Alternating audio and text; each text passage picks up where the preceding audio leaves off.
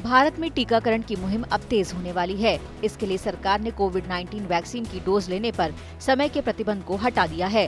केंद्रीय स्वास्थ्य मंत्री डॉक्टर हर्षवर्धन के मुताबिक ऐसा टीकाकरण की रफ्तार को बढ़ाने के लिए किया गया है।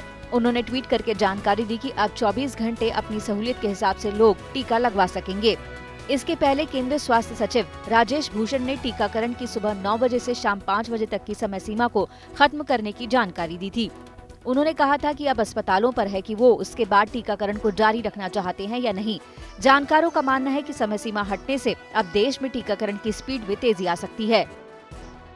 ये बहुत अच्छी खबर है। सरकार से ये पता चल रही है कि आने वाले दिन में कोविड वैक्सीनेशन 24/7 होने वाली है। लेकिन सबसे बड़ा खबर ये है कि निजी कंपनियां जो हैं, जैसे सॉफ्टवेयर कंपनीज इन्फोसिस हैं, इन्होंने डिक्लेयर कर रखा है कि वो अपने एम्प्लॉइज़ और एम्प्लॉइज़ के घर वालों को भी वैक्सीनेट कराएंगे। इसमें वैक्सीनेशन की तेज़ी पकड़ेगी और ज़रूरत से ज़्यादा लोगों तक पहुंचने की कोशिश जो है वो काफ़ी आसान हो जाएगा। लेकिन इसके साथ ये भी ध्यान रखना पड़ेगा कि जब हम वैक्सीनेशन करते हैं प्राइवेट पार्टनर्स के साथ मिलते हुए, हमें लॉजिस्टिक्स की काफ़ी ध्यान रखनी पड़ेगी, स्टोरेज की भी ध्यान रखना पड़ेगा। वैक्सीनेशन की रफ्तार बढ़ाने में अब निजी कंपनियों की पहल भी कामयाब हो सकती है। दरअसल इन्फोसिस और एसेंचर जैसी कंपनियां अपने कर्मचारियों के कोविड-19 टीकाकरण की कीमत को कवर करने के लिए तैयार हैं। इन्फोसिस स्वास्थ्य सेवाओं देने वालों के साथ कर्मचारियों और उनके परिवार के टीकाकरण के लिए समझौता करने पर विचार कर रही है। उनके आश्रितों के साथ ही टीकाकरण को चुनने वाले को एसेंचर कवर मिलेगा। इसके साथ ही कई और भारतीय कंपनियां, महिंद्रा ग्रुप और ITC शामिल हैं। उन्होंने पहले से ही जनवरी में अपने कर्मचारियों के लिए कोविड-19 वैक्सीन की खरीदारी पर विचार शुरू कर दिया था। When you engage in a dialogue with private health facilities, you must ensure at least 4 things.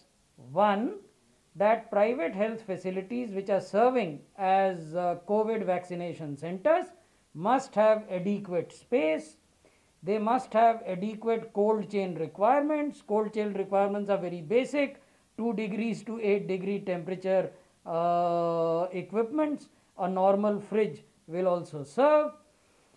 Then they must have adequate number of vaccinators and support staff and adequate arrangement for addressing adverse events following immunization.